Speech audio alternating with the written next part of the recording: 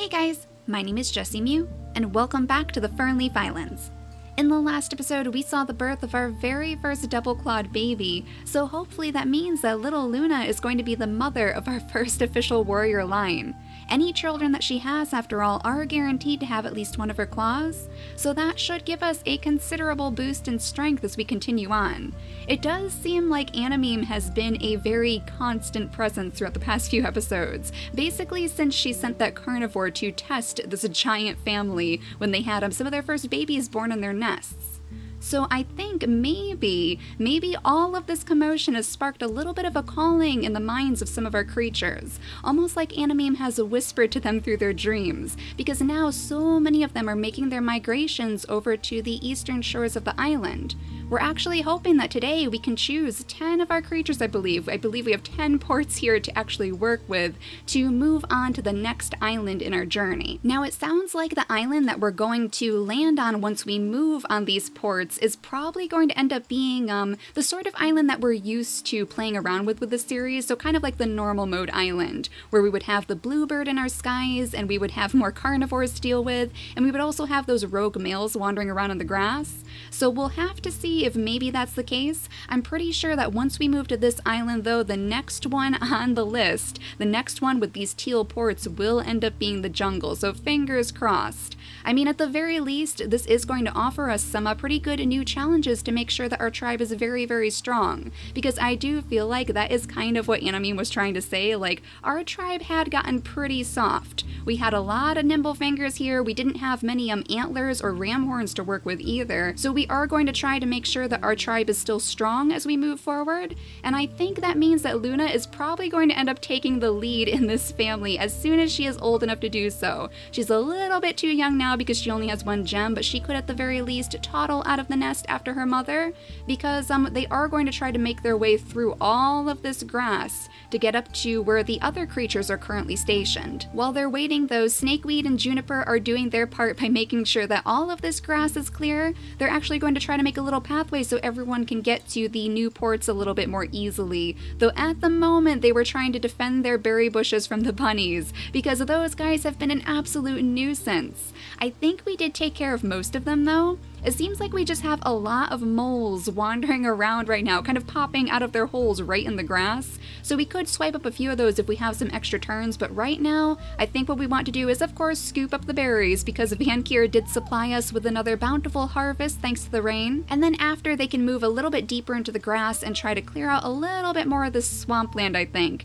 Snakeweed in particular would enjoy that, because that would remind her of her home, especially where she was born. And speaking of which, I'm pretty sure Twilight is one of the creatures who is going to want to stay right here on this island. I'm pretty sure she would like to stay just where her swampland is, where her favorite swampland is, so she might actually come back over here to try to help out her son a little bit.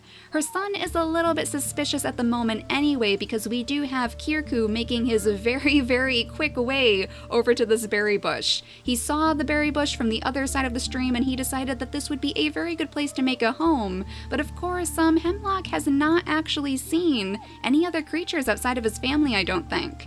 So Inara is going to have to follow her little brother and kind of apologize for his over-eagerness at the very least. But it might be a blessing in disguise, because Hemlock has been alone for a very, very long time. A lot of his family has moved on. Shadow always tends to stay on the opposite side of the territory anyway, trying to clear out all of this grass and spread away the darkness. So he has spent a lot of his time in seclusion right over by this tree, just because he has the cracker jaw, so he's one of the few who can actually pick up these acorns.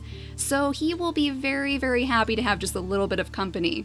And while so many of our creatures are focused on strength right now, Wisp and Wink, Little Wisp and Little Wink, are actually on the opposite end of the spectrum, and I do think that we need to change their gems over too. Now, should we give them the blue gems of their father, maybe?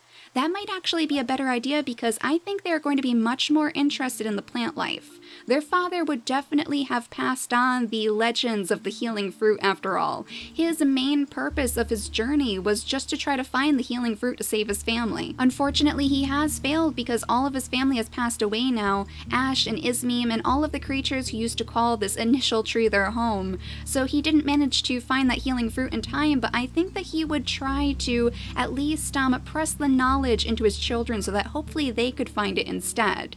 And they are definitely also going to start making their own ways down toward the eastern shores, though I wonder if they should actually follow this very large family over here. I mean, they could certainly help if they go through the grass with all of the other creatures, so that might be the case. Instead of cutting through the territory of the swamp over here, we'll have them kind of merge in with this group. I mean, they are family anyway, because Seashell is the sister of Sea Foam and Quicksand, so I suppose it would make sense. But we don't want Wink getting too far away. I mean, the problem is that Wisp is so fast because of her lean body, so she could already zip way up to the front, where the other creatures are currently sitting right in the grass. We have Tidepool over here, we have Sandstorm, who are cousins, of course, and they like to spend a lot of time traveling together too, just like, oh my goodness, their parents. Hello, little bunny. I thought we were done with you. I wasn't seeing any bunnies out in the grass, but apparently they are still around and alive and well. Oh yes, they definitely are. We have more bunnies out here and a lot of berry bushes too, which is good to see. So we could possibly scoop up some more berries to take with us to the next island as we're traveling. Now, we don't want poor little Luna getting stranded all by herself, so I think we'll have Tadpole kind of stay with her just so that she's not all on her own over here, especially because I think it would end up taking her a little bit longer to wander around since she has the 2 claws. She doesn't have a running leg to make her a bit faster. Now, you know, we could actually have Nebula take up her uncle's duty and come over here and use her nimble fingers to scoop up the soggy acorns. I believe she did actually help him when she was very, very young by knocking down some acorns into the water for him, so that might be particularly fitting for her to take as her job for now. And Nightshade, why don't you go ahead and collect some berries for us before you scoot along into the darkness too, because we also want him to help his sister clear out this area. And for that matter, Roduke, you are also going to want to follow right behind all of your siblings. It does take him a little bit longer to actually move around, and I think it's because he has the big body, though we definitely need him to come with us because he does have that special immunity gene C, which none of our other creatures have at the moment. So we're going to have to find him a suitable mate, especially as we move islands. Now, I believe, if I remember correctly, Rokirku, you were actually trying to catch some fish. So since this is his very final turn, let's have him scoot over to the water side, and there we go. These fish are very, very quiet right now, so you can just jump in there and scoop them up. Now we have little Nuvanu over here who could, I think maybe gather up the nesting material for us. That would probably be a good idea because we don't really want to leave this just lying around if we are going to move islands. And then Nova can scoot up this way because I'm sure she would want to be with her mate when he passes.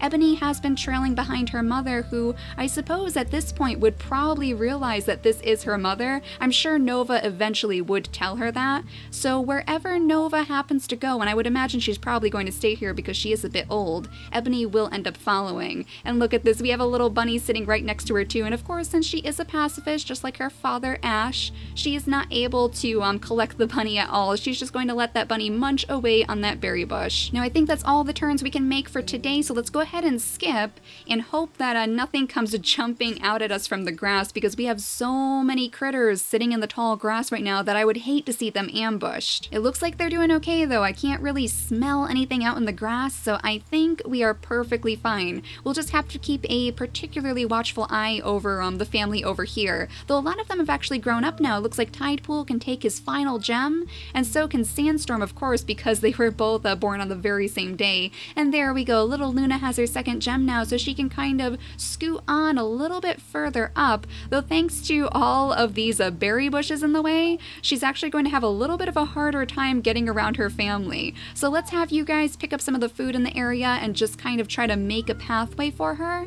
The only problem with not carving out a path in the grass is that anyone who gets left behind is going to have a very hard time catching up. So on that same note, we might actually want to start moving Wink out of the nest as soon as possible. Let's have him try to catch up with his sister. And look at all these bunnies. Oh my gosh. I'm pretty sure, yeah, Wisp doesn't actually have any attack strength on her either, so she's not going to be able to help out in this situation. And honestly, Sandstorm, I think you would rather stick to the front of the group because you do want to make sure that everyone is safe. And oh my goodness, again, all of these bunnies. I thought we were done with you guys. Where are you all coming from? Oh my goodness. Oh no, we are definitely not done with the bunnies. Well, at least we are planning on leaving this island so we don't have to worry about the bunny takeover anymore. And look at you, you are actually holding this bunny, aren't you? You are holding the little bunny right against all of your fluffy fur. Okay, well Wisp, you are actually going to have to catch up with the rest of the creatures. Though again, I don't want to leave you too far behind, so why don't we have Timber kind of just light the way over here? And then for that matter, if the bunny comes a little bit closer, then he could at the very least scoop it up. Now Seashell, I hate to leave you all out here by your own. Why don't you pick up a couple of the shells for us, pick up your nest too, and then on the next turn you can try to catch up with your mate. I'm sure he will make his way back anyway, but he just wants to make sure that his son isn't going to end up getting lost out in the wilderness. Now as far as this family goes, I believe this is actually Twilight's very last day. Yeah, it definitely is, so let's allow her to stick right by her swampland. She could actually come right over here and pick these berries instead, since this is a little bit closer to her son Larkspur. So Larkspur can spend some time with his mother before she passes away, and I feel like Holly is another one of the creatures who is really going to favor the swamplands over whatever they're hoping to find on the eastern shores. So she might actually stay here even after her family passes. Now while Kirku may have been a little bit more interested in the berry bush than the calling that they all received to go to the next island, I feel like his sister has definitely heard Anameme's whispers in her mind, especially because she is, I think, the only creature on this entire island right now with the ram horns. So it would be particularly fitting to bring her to the next island too, though I think she has really grown to enjoy Hemlock's company. So before she leaves, as she parts ways with her brother and says goodbye to him and leaves him with, of course, all of his food over here, his acorns and his berries, we'll actually have her go ahead and breed with Hemlock so that she'll be able to take a baby to the next island with her. So he is, of course, going to stay behind with his acorn tree, but his genetics will be able to live on, and for that matter, this might end up being the very first baby born on the next island. So I believe we just have this group way back here to deal with now. We need to, of course, clear out a little bit more of this grass, just like you guys were planning on doing, so that everyone is going to be able to make it to the ports. Now, why don't we have Roduke join you over here to clear out a little bit more, maybe make the path a little bit wider?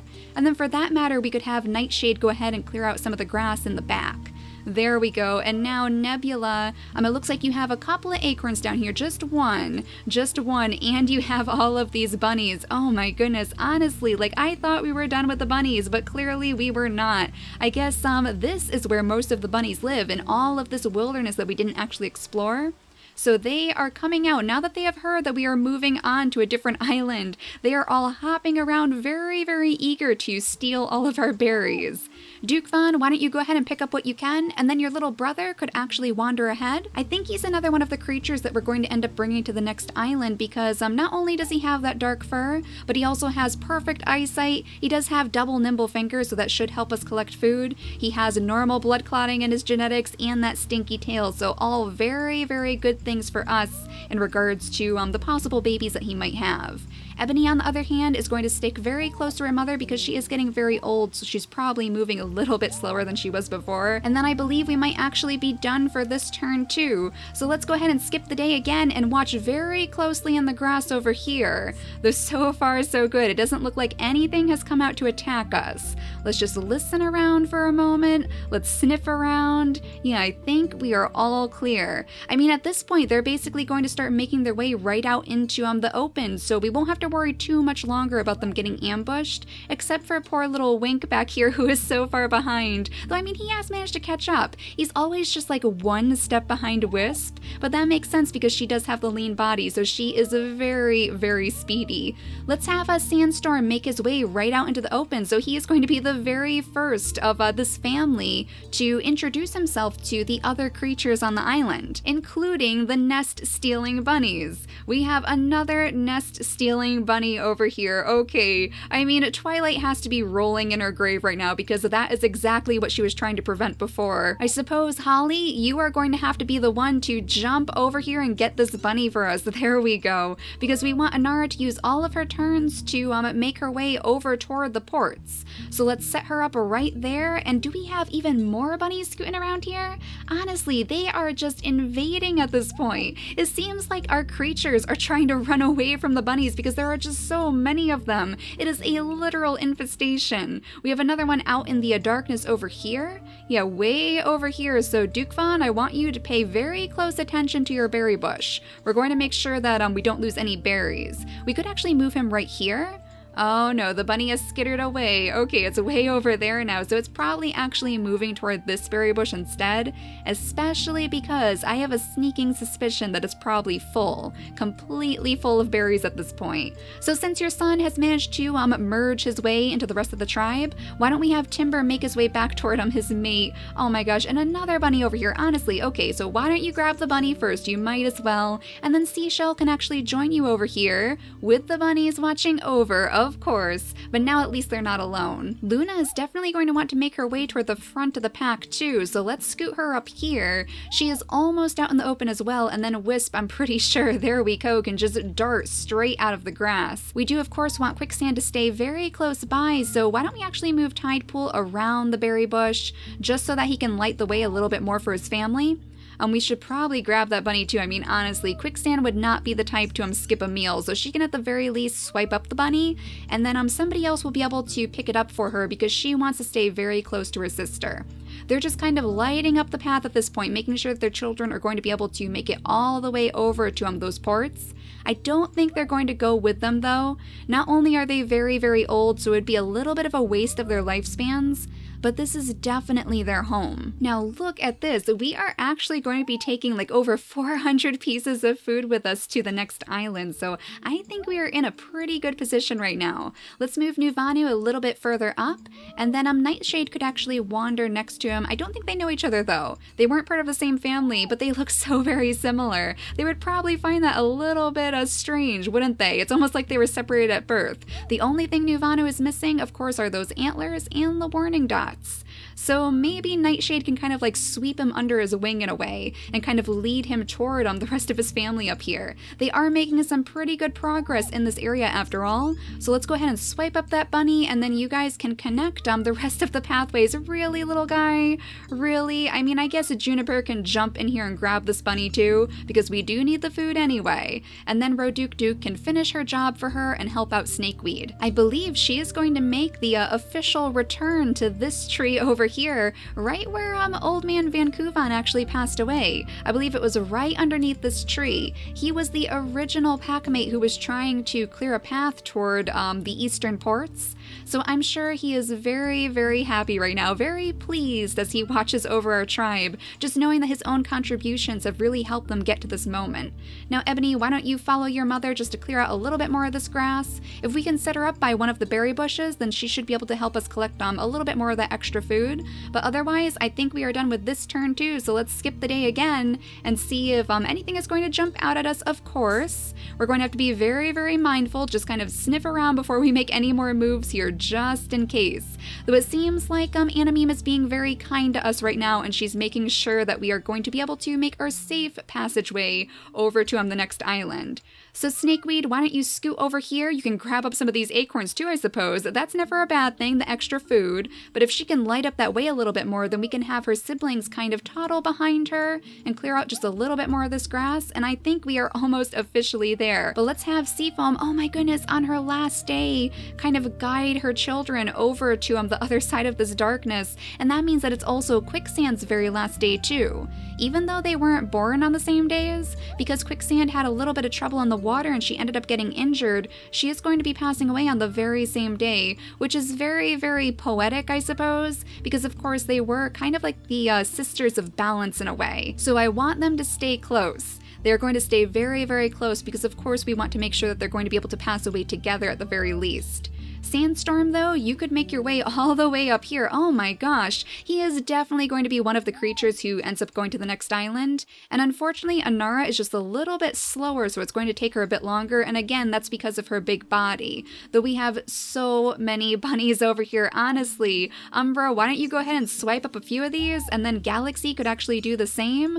Tons and tons of bunnies. But if we move Tadpole around this way, then we might actually be able to get Wink around around the rock a little bit faster. Yeah, we just need to light up a little bit more of this area for him. Maybe Tadpole could go right here actually, and then Wink can go all the way up here, and he has almost completely removed himself from all of this tall grass too. And likewise, Luna can kind of scoot out this way, and there we go, now she's also out in the open. Though of course, as always, we have all of these bunnies skittering around our feet. Galaxy can go ahead and pick up some of the meat, and then we could have Wisp go ahead and shoot her way right out into the open. Oh my goodness, she is like overtaking everyone over here. The only one a little bit faster than her is apparently Sandstorm. So maybe they would make a particularly good match as they move on to the next island. A lot of the creatures that I want to take are gathering up here now, so it's not going to be much longer. Now I wish Seafoam and Quicksand were a little bit closer to the shore for their very final day, but I suppose at the very least they could kind of scoot over to the water side and just spend their very last night together settled by the stream. Now Tidepool, you are lagging very far behind your cousin, and I'm sure that would concern him a little bit. So let's have Tidepool make his way out of the grass finally and try to catch up with Sandstorm. He still has quite a ways to go, but I suppose that means that he could at the very least escort Anara there too, because it is taking her a little bit longer to trudge her way over there, especially because of course she's carrying a baby. So I think again that is it for this turn, so let's go ahead and skip the day again. We are getting so close now, and oh my gosh, no, of all of the times and of all of the places for a carnivore to spawn, really you have chosen to attack our two little pacifists. Oh, this is not good. I mean, at the very least, it's good to know that they can run away. Wisp is definitely going to be able to hightail it straight out of here, but who's going to be able to protect them? Let's make sure that we have some creatures with the claws, especially now that poor little Quicksand has passed away. So Luna, I don't think you're going to be able to get there in time, but if we move her a little bit closer, then she might be able to at the very least sweep up after them. Yeah, I am very, very concerned about this. This carnivore is kind of like blocking our path too, so we have to deal with him. We do want to move Ebony out of the way too, but if we scoot her over here, then it might be a little bit easier for some of our creatures to wander over here and slap them. We might actually want to see if we can play with this carnivore. If we can position ourselves just right so that he can't actually hit us, so that we're just too far away to reach, then on the next turn when Luna has more energy, she will definitely be able to take care of him. And in fact, why don't you take on your last gem so that we know that you are part of our warrior line? And likewise, we don't want poor Anara getting stranded with her baby right next to the carnivore, so let's move Anara right nearby a tide pool too, since he's kind of escorting her at this point. And then we'll have Ebony stay where she is, I suppose. And you guys, for now, I mean, they are going to be watching very, very carefully at their backs, though we do want Wisp to move to the front because she's not really going to be able to contribute anyway. We'll have Nightshade go ahead and pick up some of this grass. He only has a 2 in strength, even though he does have the antlers, but Juniper on the other hand, maybe she could actually use her very last turn to try to valiantly defend the rest of her tribe mates. So Juniper, if you can scoot over here, I'm not sure if she's actually going to be able to reach the carnivore in this one turn. I mean, maybe if Sandstorm sits here, but I think that might actually block her from getting there anyway. So unfortunately, even though that was a very, very valiant attempt to protect your tribe mates, I don't think we're actually going to be able to do that. So Sandstorm, just go ahead and pick some of your berries and then scoot over here instead. And then Juniper could clear out a little bit of this area for us and of course swipe up the bunny too. So she can still contribute in her own way, but she's not going to be able to actually attack that carnivore. And then I think we need to go way back here again to go collect a Wink, of course. Poor little Wink who is still stuck in the grass, always just one step behind his very, very quick sister. So if we can move maybe Umbra around here a little bit to make sure that Wink can actually see outside the grass, then we can move him over here and he can start making his way over to Wisp. I mean, he has been traveling so hard just to try to keep up with her, and he is so far away now, but eventually he will get there. Don't worry, Wink, we're not giving up on you. You can sit right next to little Luna as we try to gauge the reaction of this carnivore. Hopefully it's not going to go straight out for Ebony, though I feel like it might. Like maybe if we scoot her a little bit further back, then she might be safer. But now everyone else has successfully gathered up their food, so let's move Nebula just a little bit closer to her soggy acorns, of course, and her mole, apparently, her little mole friend. And let's see what this carnivore decides to do. Please do not destroy my tribe. Oh my goodness. Oh my goodness, poor little tide pool. I was not expecting him to go after you, and look at this, we have another one back here. Apparently, this is the perfect time for us to jump ship at the very least. At least we know that now. All of the carnivores are coming out to play. They're all coming after probably all of the bunnies in the grass. That's probably part of the problem, but now we have to deal with this carnivore right here, right now. So I think we could have Luna come over here and smack the carnivore a couple of times, and that should leave 4 days left on him. So honestly, we could probably take care of him, but we are going to have to make sure that somebody licks Tidepool's wounds, and I'm sure Anara would not mind doing so because he has been very, very caring toward her, very careful to make sure that she's safe, especially as she's carrying this baby right now. So Tidepool, go ahead and slap this guy a few times. There we go, and you managed to take him out, so you can go ahead and pick up the meat for us, and then Anara can come over here and lick your wounds for you so that you won't bleed to death. Thankfully, I don't think he has hemophilia, right? Yeah, he has the normal blood clotting, so he is going to be just fine, though he is a little bit damaged because the carnivore did manage to hit him. So he has lost 3 days of his lifespan, so we are really going to have to try to find some sort of healing plant on whatever island we end up finding next. And I think Wink is definitely going to be interested in doing so, but we also have to take care of the carnivore over here. So Ebony, I guess you of course are going to have to run away. Like, there is no other option for you because you can't attack that carnivore. And then Wink, why don't you try to scoot on ahead to get a little bit closer to your sister? Wisp should definitely be able to make her way straight over to the ports. There we go, the very first creature to make it to the brand new ports. Of course, it would be our lean-bodied creature. And then Nuvanu can go ahead and follow her over here. We can have Snakeweed jump over there too, though it looks like she can't actually attack the bunnies either. I guess that's partially because of her toxic body. It doesn't give her any extra strength. Now, Nightshade, why don't you leave behind the bunny meat so that you're a little bit closer to the ports as well?